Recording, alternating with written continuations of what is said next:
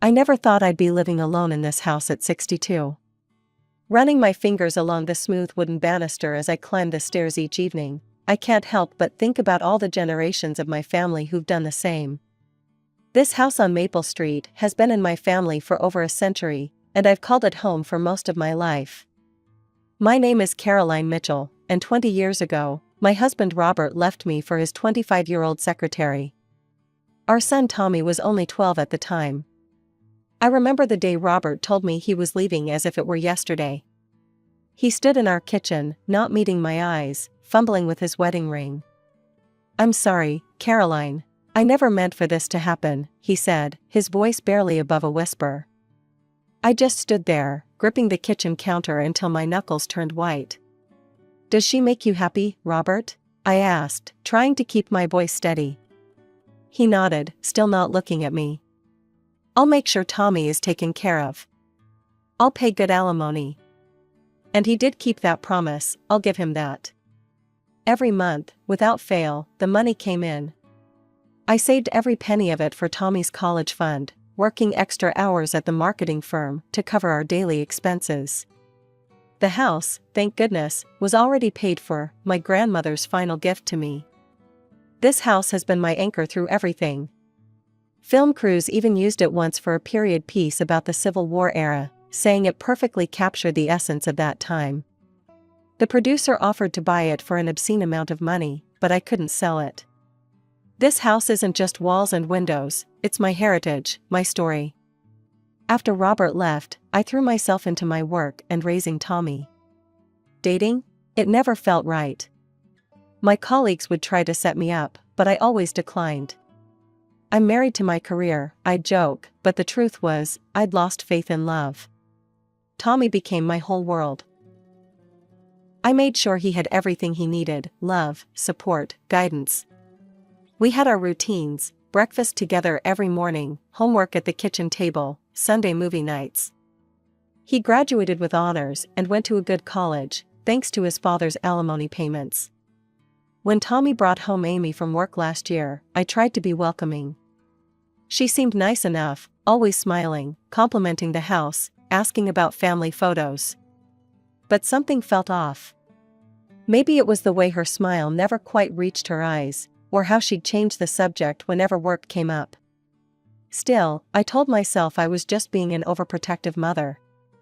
"Mom, we're getting married," Tommy announced over dinner one evening. I remember forcing a smile and hugging them both, pushing down the nagging feeling in my gut. "I'm so happy for you both," I said, and I meant it. Or at least, I wanted to mean it. The wedding was small but lovely. I sat in the front row, watching my boy promise his life to this woman I barely knew. Robert was there too, with his new family, wife number 2, and their teenage twins. We nodded politely to each other but didn't speak. Everything seemed fine at first. They got an apartment across town, both working at the same tech startup. I'd have them over for dinner sometimes, watching how Amy would inspect everything in the house with those calculating eyes of hers. But I never imagined how quickly things would change, or that my peaceful life was about to be turned upside down. I was at work when I got the call from Tommy. His voice was shaking, and I could tell he'd been crying. "Mom, they're laying off half the company. Both Amy and I, we're being let go." My heart sank. I knew how hard it was to lose a job. I'd seen enough colleagues go through it over my years in marketing. "Take a deep breath, honey. Tell me what you need." "We won't be able to make next month's rent," he said, his voice barely above a whisper. "Our savings, they're pretty much gone." After some quick calculations, I transferred enough money to cover 3 months of rent for their apartment. It wasn't a small amount, but I had some savings, and this was my son. "This should give you both time to find new jobs," I told him. The weeks that followed were a mix of hope and disappointment. Tommy landed a new position at a smaller company, but the salary was significantly lower than what he'd been making before. Amy, on the other hand, well, I tried not to judge, but her job search seemed half-hearted at best. When I'd visit them, I'd often find her scrolling through social media instead of job listings. Then came another call from Tommy, just as the 3 months were coming to an end. "Mom, I hate to ask this, but is there any chance we could stay with you for a while? Just until things get better?" I looked around my big empty house, thinking of all the unused rooms. "Of course, honey. You know there's always space for you here." They arrived on a Sunday afternoon, their car packed with belongings. As I helped them carry boxes up to Tommy's old room, I couldn't help but notice Amy's eyes darting around the house, taking everything in with an intensity that made me uncomfortable. "Caroline," she said, her voice syrupy sweet, "your room is just gorgeous. And that home office setup, it would be perfect for our workspace while we're job hunting. Maybe Tommy and I could take that room? It's bigger, and since there are two of us." "I'm sorry, Amy," I said firmly but politely, "but that's my personal space. I need my office for work, and I sometimes have to take calls late at night. Tommy's old room is quite spacious, and you'll have plenty of storage in the guest room across the hall." Her face fell, and though she didn't say anything, the look in her eyes sent a chill down my spine. She pursed her lips and turned away, dragging her suitcase up the stairs with more force than necessary. Tommy gave me an apologetic smile. "Thanks for this, Mom. We really appreciate it." Life settled into a new routine, or at least, that's what I tried to tell myself. Every morning, I'd get up at 6, make coffee, and head to work. Tommy would leave around the same time for his new job. And Amy, well, Amy would still be asleep. I tried not to think about it too much during those first few days. "She's probably still applying for jobs online," I told myself. But as the days went by, a pattern emerged that was impossible to ignore. Each evening when I returned from work, I'd find her exactly where she'd been that morning, sprawled on my living room couch, phone in hand, surrounded by empty snack bags and coffee mugs. The dishes from her lunch would be piled in the sink, crumbs scattered across my kitchen counter. "How was the job search today?" I'd ask, trying to keep my voice light. "Oh, nothing really suitable for my qualifications," she'd reply without looking up from her phone. 2 weeks passed like this. The house, which I'd always kept immaculate, was starting to show signs of neglect. Dust gathered on the furniture, dishes piled up, and laundry overflowed from the hampers. After a particularly long day at work, I decided it was time for a gentle conversation. We were sitting at dinner, a meal I'd prepared after cleaning the kitchen first. I cleared my throat nervously. "Amy, honey," I began, keeping my voice as gentle as possible, "I was thinking, since you're home during the day, maybe you could help out a bit with the housework? Just until you find a job, of course." The change in her expression was instant. Her fork clattered against the plate, and her eyes welled up with tears. "I knew it," she cried, turning to Tommy. "I knew she'd try to turn me into her maid. Just because I'm temporarily unemployed doesn't mean I should be your mother's servant." I sat there, stunned. "Amy, that's not what You've been looking down on me since day one." She was full on sobbing now. "You think I'm not good enough for your precious son or your precious house." "Amy, please, I didn't mean," but she was already pushing back her chair, running from the table with dramatic flair. Tommy stood up, his face dark with anger. "Mom, I can't believe you'd be so cruel to Amy. She's going through a really tough time right now." After that night, things got even worse. I still did all the cooking and cleaning, while they ordered takeout and left their empty containers wherever they finished eating. Out of habit, or maybe hope, I'd still call them to join me for dinner when I cooked. They'd come down, eat without a word, and leave their dirty dishes on the table. The weeks dragged by, each day feeling longer than the last. The sound of the TV from the living room had become a constant backdrop to my home life, along with the gentle tap-tap of Amy's fingers on her phone screen. I tried to stay out of her way, spending more time at the office than necessary, but the situation weighed heavily on my mind. One morning, during our weekly department meeting, our HR director mentioned they were looking for an office manager. My ears perked up immediately. "What's the starting salary?" I asked as casually as I could. $45,000 to start, she replied. "But there's room for growth. We promote from within whenever possible." I thought about Amy's resume. She had a business degree and had worked in administration before. This could be perfect. I spent my lunch break drafting a careful text to Amy about the position, but then deleted it. This was the kind of news better delivered in person. I left work early that day, my heart light with hope. Maybe this could be the solution to our problems. I found Amy in her usual spot on the couch, scrolling through her phone.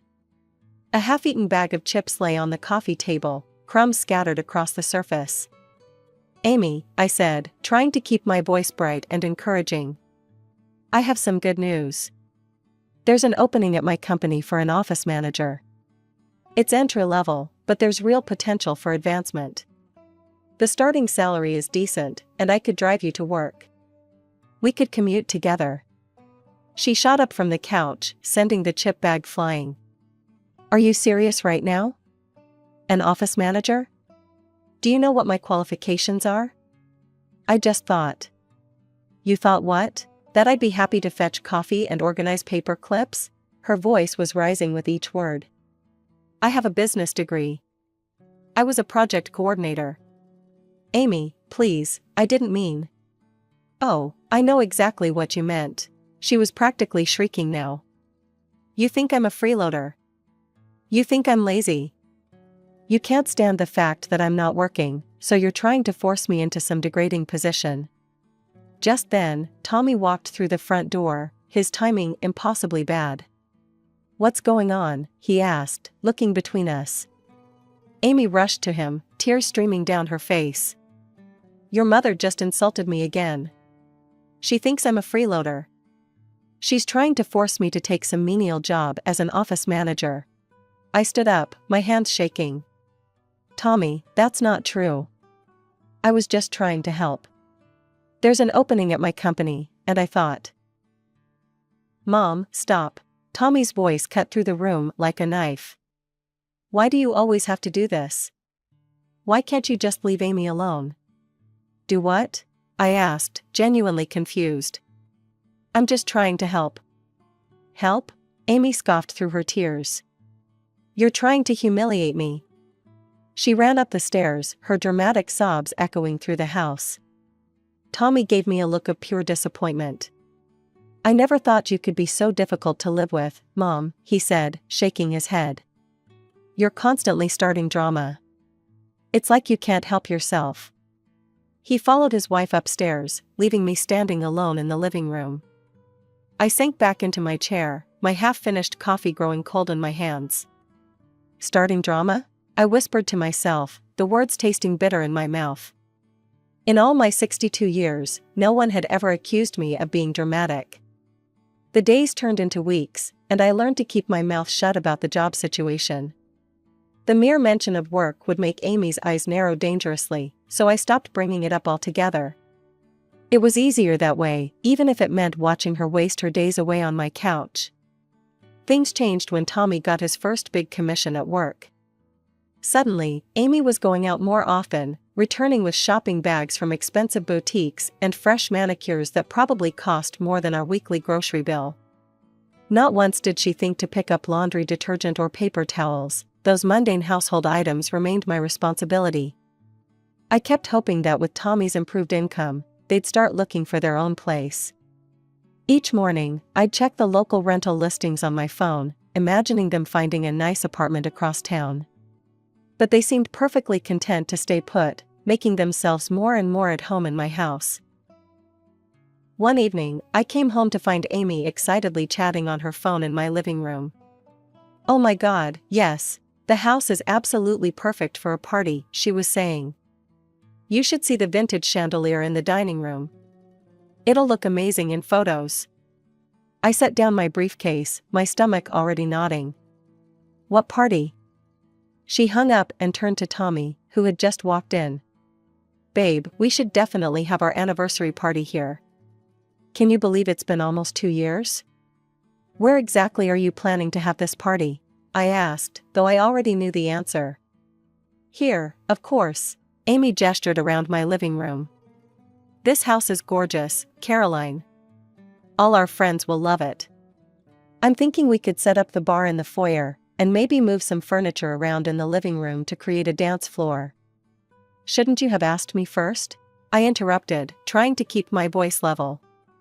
But Amy was already scrolling through her phone. "We should invite the Hendersons, and maybe that new couple from your office, Tommy. Oh, and we absolutely need to call that catering company we used for New Year's." I turned to Tommy, hoping he'd say something, but he was nodding along with his wife's plans, a smile on his face. Later that evening, I cornered Tommy in the kitchen. "Mom, I know what you're going to say," he started, "but it would mean so much to Amy. She's been feeling down lately, and this would really lift her spirits." "This is my house, Tommy. You can't just decide to throw a party here without asking me first." "Please, Mom?" He gave me that look, the same one he used to give me when he wanted extra dessert as a child. "I promise we'll take care of everything. I'll even hire a cleaning service to come in afterward. You won't have to lift a finger." I stood there, looking at my son, this man who used to be the considerate boy I raised, and felt my resolve crumbling. "Fine," I sighed, already knowing I'd regret this decision. "But I want everything back in its proper place afterward." "Thanks, Mom. You're the best." He hugged me quickly and bounded up the stairs to tell Amy the good news. The week leading up to the party was a whirlwind of activity, none of which I was included in. Amy took over my house like a general, planning a military campaign. Delivery trucks came and went, bringing everything from fancy tablecloths to crystal champagne flutes. She rearranged my furniture without asking, pushing my favorite reading chair into a corner to make room for a makeshift dance floor. I kept my distance, retreating to my office whenever possible.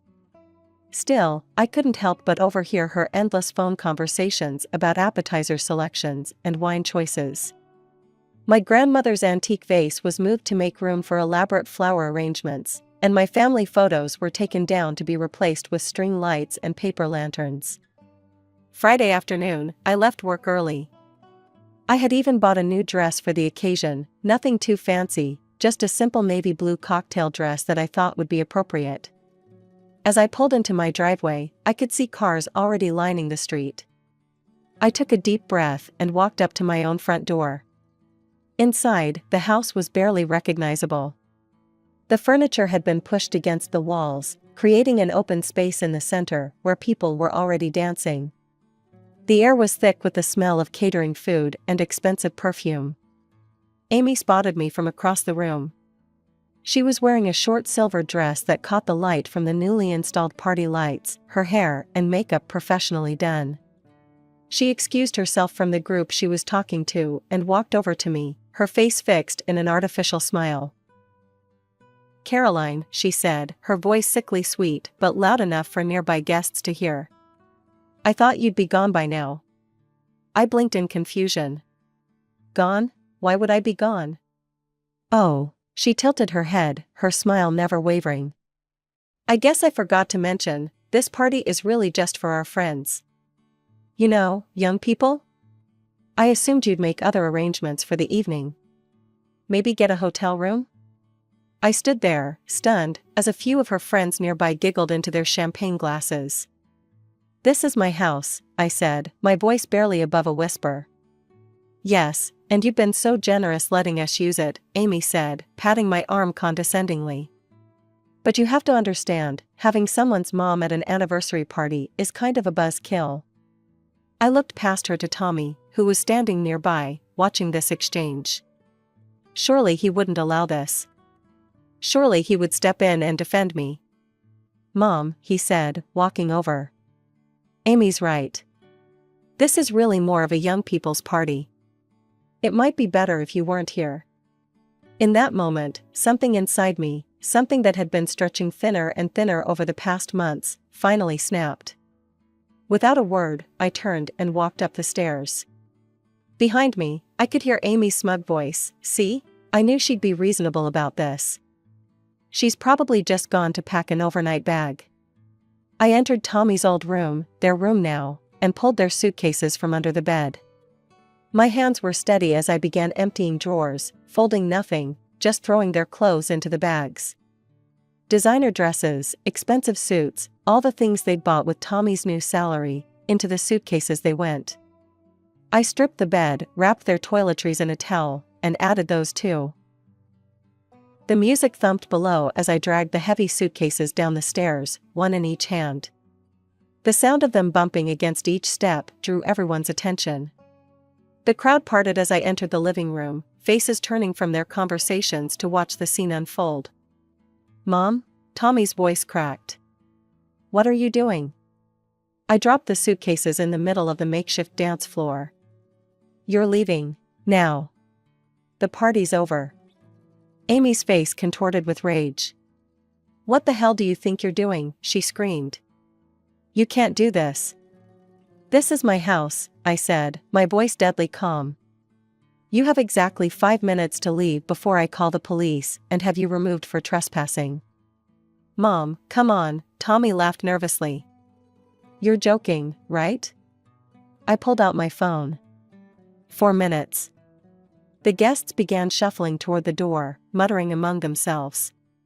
Some were already calling Ubers. "You deranged old fool." Amy stepped toward me, her finger pointed at my face. I moved so quickly it surprised even me, closing the distance between us until we were nose to nose. "Call me one more name," I said, my voice low and dangerous, "and I'll show you exactly how much fight this old fool has left in her. Try me." The color drained from Amy's face. She stumbled backward, grabbing the nearest suitcase. Tommy stood frozen for a moment before reaching for the second bag. "Mom," he started. "Get out."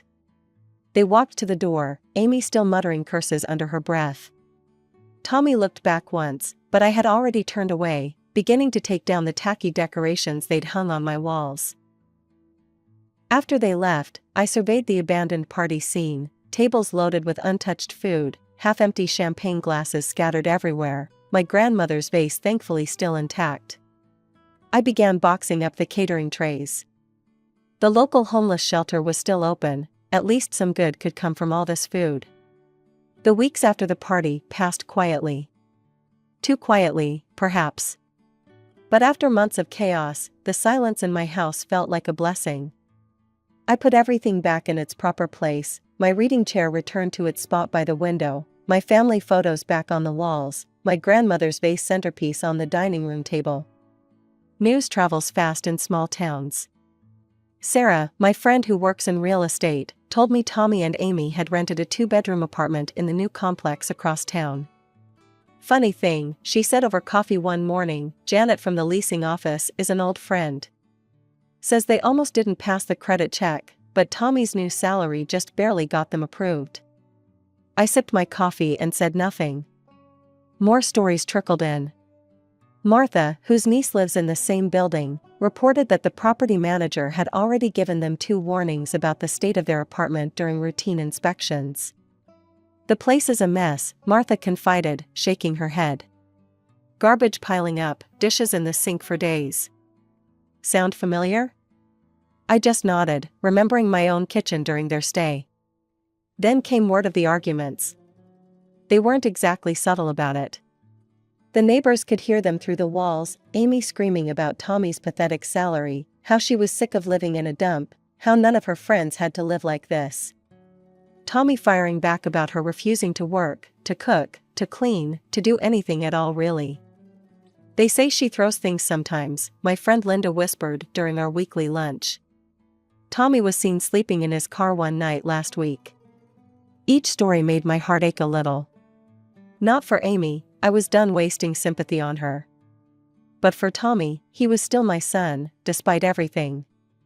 Sometimes I pick up the phone, my finger hovering over his number, but I always put it down again. This is his lesson to learn, his path to walk. The house feels different now. Peaceful, yes, but also waiting. Like it knows this isn't the end of the story. Some nights, as I sit in my reading chair with a cup of tea, I look at the photos on the wall, Tommy's graduation, his first baseball game, the 2 of us at the beach when he was 10. I remember the little boy who used to run to me with skinned knees and broken toys, trusting that Mom could fix anything. But I can't fix this for him.